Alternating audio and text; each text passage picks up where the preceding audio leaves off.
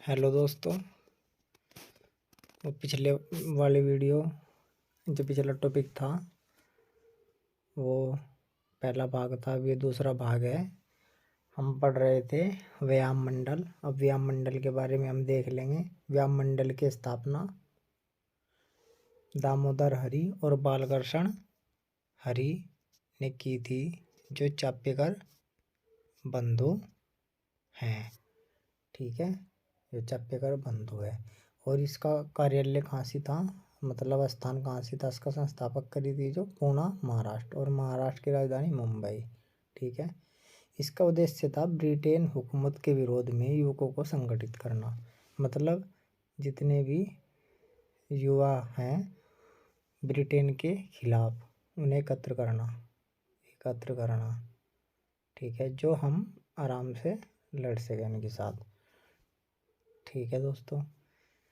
और व्यायाम और सशस्त्र चलाने की शिक्षा देना, क्या कि व्यायाम योगा और शस्त्र चलाना, हथियार जो शस्त्र हैं उन्हें चलाने की शिक्षा देना। अगला पॉइंट, अपने प्राणों को त्याग सके, मतलब जो अपने प्राणों को त्याग सके ऐसे युवकों को संगठित करना चाहते थे, एकत्र करना चाहते। मतलब ऐसे युवक की तलाश में थे या संगठन वाले जो डरे ना बिल्कुल भी।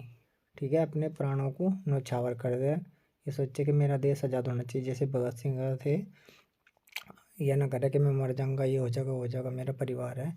ऐसे युवक को एकत्र कर रहे थे, युवकों को जो अपने प्राण की बाजी लगा सके और देश को आज़ाद करा सके ऐसे। और ये देश का पहला क्रांतिकारी संगठन था।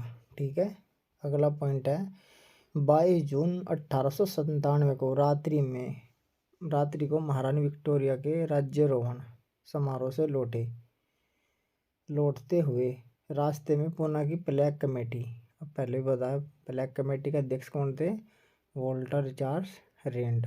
ठीक है, और लेफ्टिनेंट सी आयरस्ट की हत्या कर दी। ठीक है, अब क्या हो रहा था, 22 जून 1897 को महारानी विक्टोरिया का राज्यारोहण हुआ। तो समारोह में ये चाप्यकर बंधु भी जा रहे थे। तो जब वो प्रोग्राम रात ने ख़त्म हुआ, जैसे अभी भी रात ने कोई भी प्रोग्राम में जावे और अपना वापस आवे, प्रोग्राम पुणे में ही हो रहा था। तो जब वहाँ से वापस आए तो उन्होंने इनको मार दिया, हत्या कर दी इनकी। अब ये इसे तो मारना चाह रहे थे जो ये फ्लैग कमेटी का अध्यक्ष था चार्ल्स को, लेकिन इसके साथ ये भी धोखे से मर गया अचानक से। इस घटना को रोलेट कमीशन सेडिशन आयोग ने, अब देख लो क्या कारण है, सेडिशन आयोग ने आतंकवाद का पहला विस्फोट कहा था। भारतीय आतंकवाद का पहला विस्फोट। और ये कोटेशन आ सकती है कि किसने कहा था रोलेट कमीशन ने। ठीक है, और इसका दूसरा नाम सेडिस कमीशन। रोलेट कमीशन या सैलिट कमीशन को गवर्नर जनरल द्वारा 1917 में इस घटना के लिए, मतलब ये जब इनकी हत्या करी, इस घटना के लिए भारत के आतंकवाद की छानबीन करने के लिए बनाया था। ठीक है, और इन्होंने क्या कहा, भारत को भारतीय आतंकवाद का पहला विस्फोट कहा।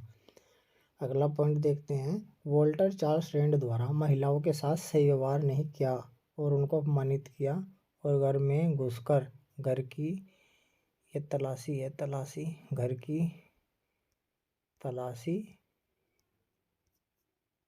ली, और जो मरीज थे उनके साथ भी व्यवहार नहीं सही तरीके से हुआ। ठीक है, इस संबंध में तिलक ने अपने पत्र में लिखा, यहाँ से पढ़ेंगे। अब आजकल नगर में राज कर रही प्लेग अपने मानवीय रूपांतरों से दयालु है।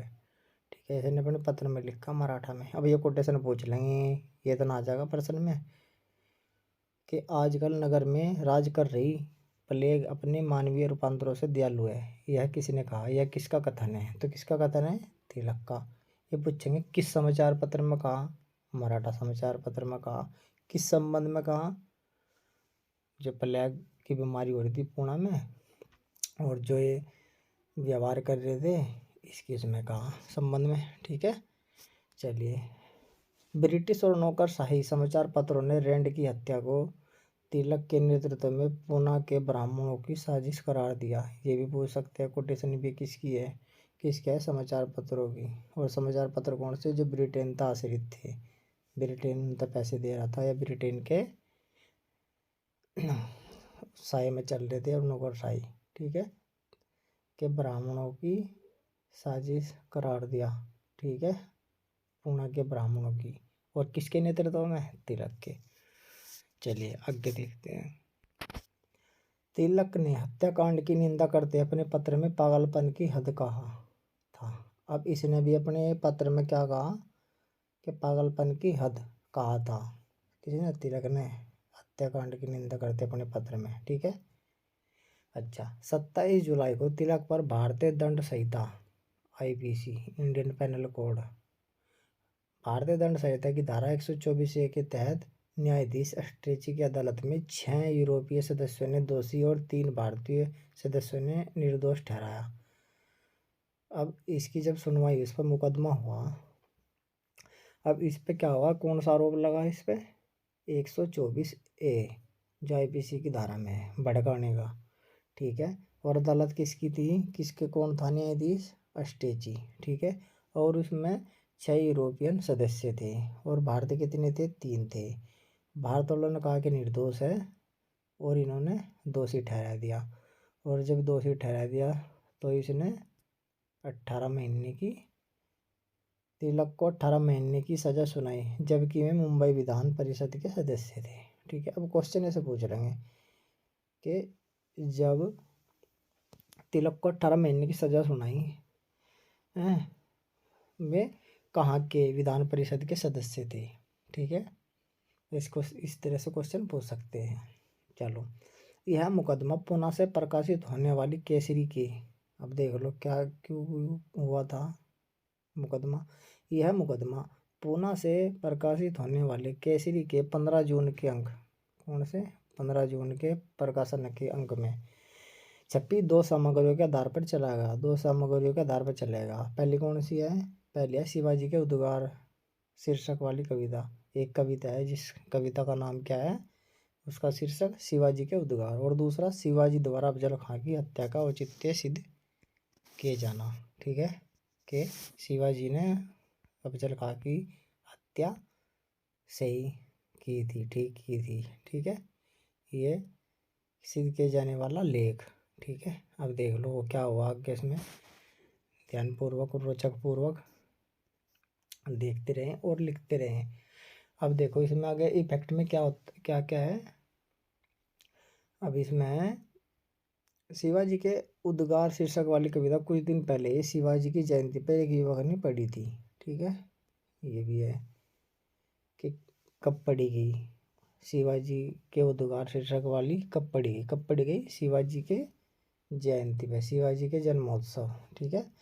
तिलक को सजा दिए जाने के फैसले पर 1897 में, ये भी ध्यान रखना, अमरावती कांग्रेस अधिवेशन में सुरेंद्र नाथ बनर्जी ने कहा कि आज सारा देश रो रहा है।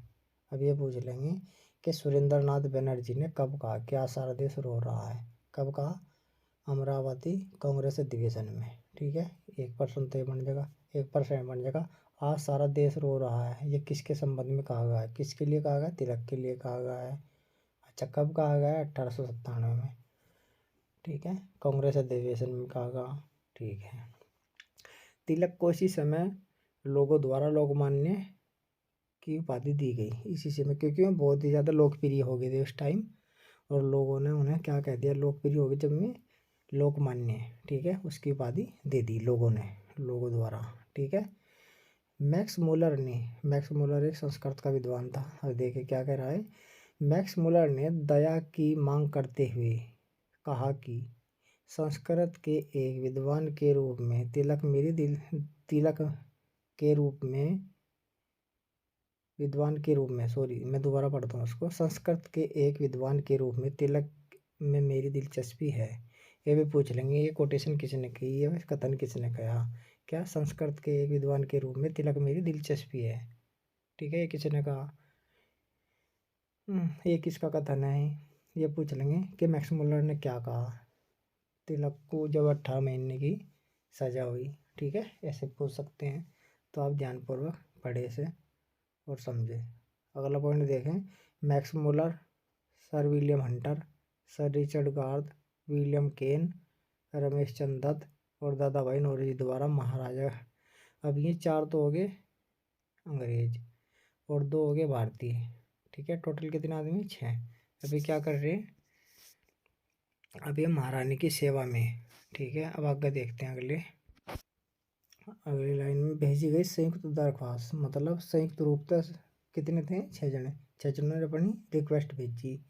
अब संयुक्त की दरख्वास्त के बाद 6 सितंबर 1898 को उन्हें छोड़ दिया गया। अब तिलक को छोड़ दिया इनकी रिक्वेस्ट पे। ठीक है, अब ये पूछ सके कौन कौन आदमी थे, कितने आदमी थे, कितने भारतीय थे, कितने विदेशी थे। मैक्स मुलर का नाम दे देंगे कि मैक्स मुलर था या नहीं था, ऑप्शन में दे देंगे ये नहीं था वो नहीं था। ठीक है, इस तरीके से पूछ सकते हैं। तो आप उनके नाम ध्यान रखना, नोट कर लेना अच्छे तरीके से। सरकार ने आईपीसी की धारा 124 में संशोधन कर 153 जोड़ दी। अब इसमें संशोधन कर दिया और 153 जोड़ दी। ठीक है, और इसमें भी यही था कि भाई कोई भी वो नहीं करेगा, अशांति भंग ये वगैरह अपराध ये भड़काऊ चीज़ें नहीं करेगा जो उनके खिलाफ हो। चलिए अगला पॉइंट देखते हैं।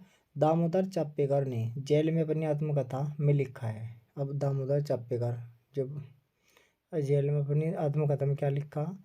मुंबई में विक्टोरिया की मूर्ति के मुंह पर कालिख पोतने वाले हम दोनों भाई थे। ठीक है, अब ये बात इसने स्वीकार कर ली।